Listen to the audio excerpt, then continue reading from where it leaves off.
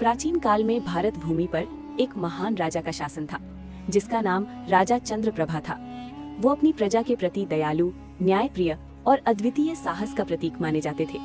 उनका राज्य चारों ओर से घने जंगलों और पर्वतों से घिरा हुआ था।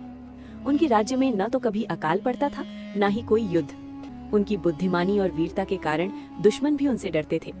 लेकिन उनकी इस सुखदायी शासन व्यवस्था पर अचानक एक काले बादल की छाया आ गई। एक दिन एक भयानक राक्षस ने जंगल में उत्पात मचाना शुरू कर दिया। राक्षस का नाम काल भैरव था और उसकी ताकत इतनी थी कि बड़े से बड़े योद्धा भी उसके सामने कांप जाते।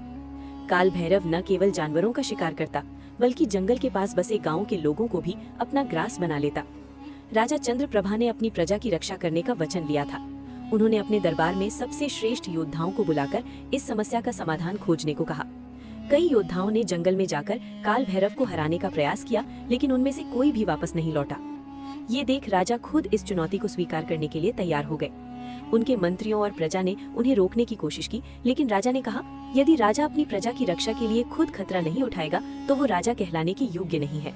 राजा ने अपने सबसे विश्वसनीय घोड़े और तलवार के साथ जंगल में प्रवेश किया।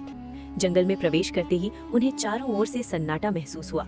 पक्षियों की चहचहाट भी बंद थी और हवा में एक अजीब सा डर व्याप्त था। जंगल के अंदर जाते हुए राजा को एक बुजुर्ग मिले। बुजुर्ग ने राजा से पूछा, हे राजन, आप इस खतरनाक जंगल में क्यों आए हैं? राजा ने उत्तर दिया, मैं अपनी प्रजा को काल भैरव के आतंक से बचाने आया हूँ। बुजुर्ग मुस्कुराए और बोले, राक्षस को हराना आसान नहीं है, लेकिन यदि तुम अपने मन की शक्ति को जागृत कर सको तो कोई भी शक्ति तुम्हें हरा नहीं सकती। याद रखना, सच्चा योद्धा वही है जो भय पर विजय प्राप्त करता है। जैसे जैसे राजा जंगल के और भीतर गए, उन्हें काल भैरव की गुफा दिखाई दी। गुफा के पास एक भयानक गरज सुनाई दी और काल भैरव बाहर निकला।